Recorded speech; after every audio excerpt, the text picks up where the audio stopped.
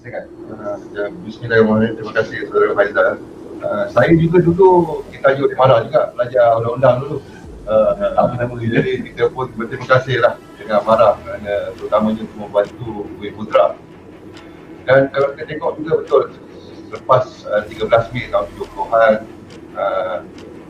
mungkin isu itu kerana masalah kekayaan antara satu bangsa dengan satu bangsa lain di Malaysia ketika itu.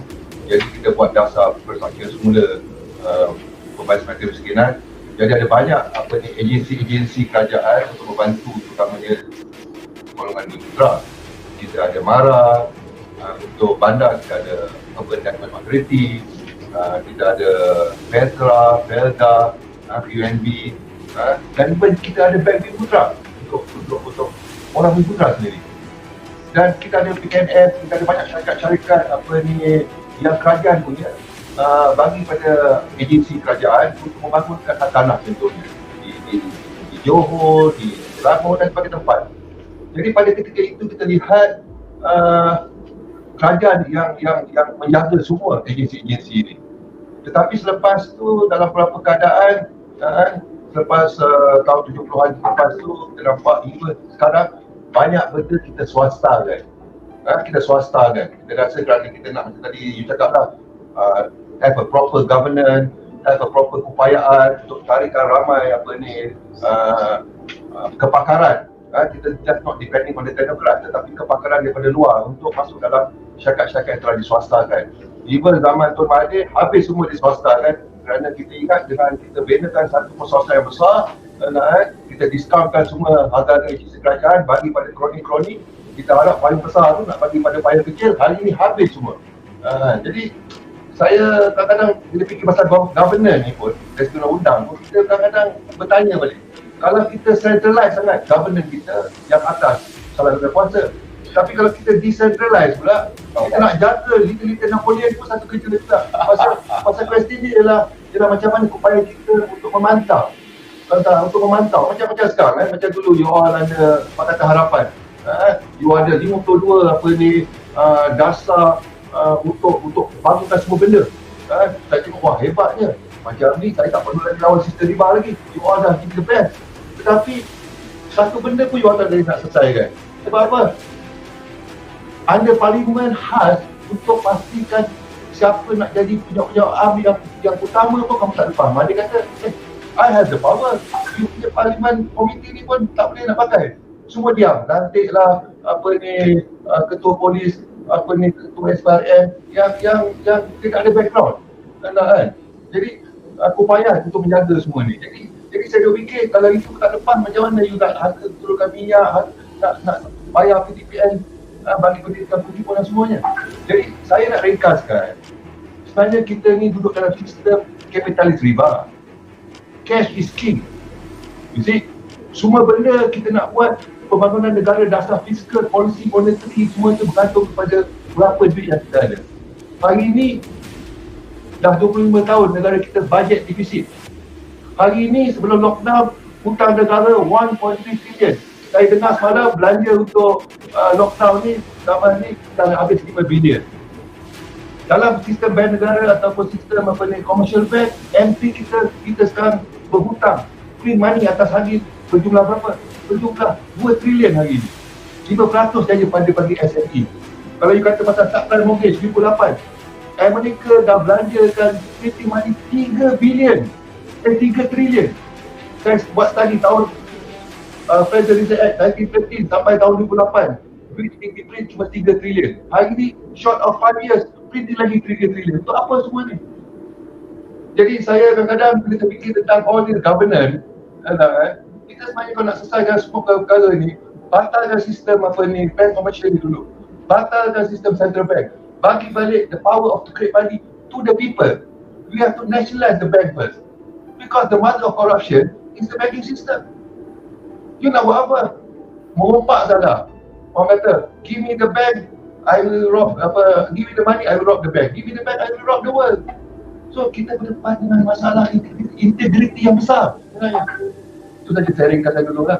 Okey, baik sambung. Baik. Boleh saya jawab sikit. Maaf Tok Kim mungkin ada giliran juga, tapi saya nak sebab saya sementara fresh dalam fikiran saya nak jawab sikit soalan ini. Saya tak percaya dengan sistem. Saya tak pernah percaya dengan sistem.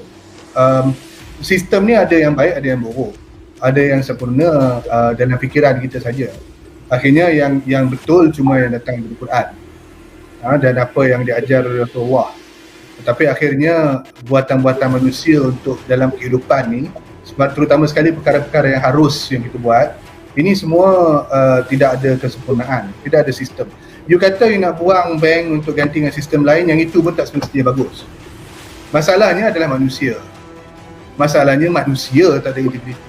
Kita ni cari alasan nak kata benda tu tak elok sebab kita tak sampai hati nak tengok ke cermin, mencerminkan diri untuk sedar yang comotnya kita. Boleh bayangkan tak seorang yang diiktiraf sebagai perompak penyamun terbesar dunia, tapi boleh bangga menyatakan pada masyarakat, mengajar masyarakat kita tak payah malu sebab dia bos. Sampai sekarang dah ada istilah bosku, seorang penjenayah yang terbesar di dunia sekarang mengisytiharkan dirinya bosku dan mengajar orang jangan malu. Ini masalah dia. Masalah dia, orang kita tak diajar malu untuk membuat perkara yang salah. Saya nak berikan contoh khusus Marakop ni, apa yang kita berjaya lakukan. Bila kita masuk ke dalam Marakop tahun 2019, kita buat forensic accounting dan kita dapati hasil daripada forensic accounting kita 2018, syarikat-syarikat yang ada dalam MARA yang ditransfer beri kita 8 buah syarikat, rugi 100 juta. Consolidated rugi 100 juta. Dalam masa tahun, sepanjang tempoh 2019, result akhir tahun, sebab tu saya keluar tu, sebab tu saya dilepaskan jawatan, kita masih ada preliminary result. Saya tak pasti akhirnya apa final result yang audited. Tetapi preliminary result yang ada atas meja saya menunjukkan bahawa dalam masa setahun saja, yang rugi 100 juta consolidated dulu, dah jadi untung 74 juta. Sistem sama, exactly the same system. Beza dia apa? Beza orangnya lain. I tak kira lah, you kata orang tu BN, you tukar dengan PH sebab tu orang tu jadi malaikat sebab dia PH. Kalau PH you tukar kepada PN lah jadi malaikat ke? Tak ada. Ini bukan soalnya orang tu datang dari parti mana. Itu tak penting. Yang pentingnya adalah, dan ni saya cakap ikhlas ni kalau ada kawan-kawan ada parti saya sendiri marah, saya pun marah lah. Tapi akhirnya, you letak orang yang betul ke tak dekat tempat tu? Ni masalah pokok yang kita hadapi. Bila sebab saya kerja lama dalam private sector dan saya mulakan kerjaya saya dalam share, 18 tahun dalam share, 11 tahun dalam entiti share di luar negara. Jadi saya tak pernah faham macam mana gerak kerja dalam GLC ni. Kemudian lepas 18 tahun dalam share, sebelum saya masuk kerajaan dalam chairman sini dan juga duduk dalam board LTT semua, kita masih bergerak dalam private sector, jadi advisor oil and gas dan sebagainya. Jadi bila kita masuk, kita tercengang dengan praktik-praktik tertentu. Contohnya, bila lantik chairman, ada istilah yang dipanggil meeting chairman. Meeting chairman tu dia. Meeting chairman tu adalah dia jadi chairman untuk chair the meeting lah. Jadi mesyuarat board of directors, kerja dia apa? Chair the meeting. Itu salah. Ini you jadi chairman untuk board, bukannya kerja you chair the meeting. You memegang tanggungjawab beban yang paling tinggi dalam seluruh syarikat tu. Maksudnya, kalau syarikat tu diheret ke mahkamah sebab apa-apa kesalahan, kalau mahkamah ataupun mana-mana pihak nak saman syarikat tu kerana salah laku, you sebagai chairman kena. Dan lepas you kena, board of directors you kena. Dan of course CEO you dah kena, orang yang menguruskan syarikat tu. Tetapi dalam kita punya syarikat-syarikat, terutama sekali GLC, ada istilah meeting chairman. Dan dalam usaha saya untuk mempelajari masalah ni, macam mana nak ubah masalah ni, saya mendapat maklumat daripada seorang mantan KSU.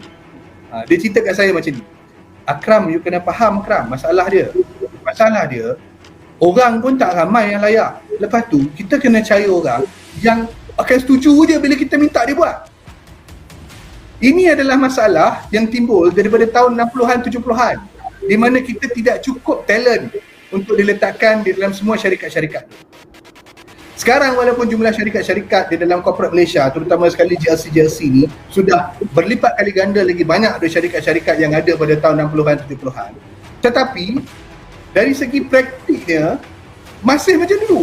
Padahal jumlah orang-orang yang berkelayakan untuk menjadi chairman, untuk menjadi board of directors di dalam masyarakat Melayu sekalipun berlipat kali ganda lebih ramai daripada dulu. Kenapa kita tidak letakkan orang-orang yang berkredibiliti seperti ini duduk dalam kedudukan chairman? Dan kita tengok ini sebenarnya perkara yang berlaku kerana apa? Kerana nak mudah dapat persetujuan, nak mudah buat pergerakan. Itu yang saya pun syak. Kenapa lepas saya dah berjaya turn around, rugi 100 juta, naik profit 74 million, tiba-tiba bulan Mac bila tukar kerajaan, saya dilepaskan jawatan. Adakah saya dilepaskan jawatan kerana semata-mata politik? Sebab parti yang sama juga yang pegang kementerian yang pegang marah masa tu. Jadi saya lepaskan kenapa? Sebab politik atau sebab saya tak boleh kau team? Okey. Okey, Akram, kita dah lihat kena Akram kejap sebab ada banyak lagi.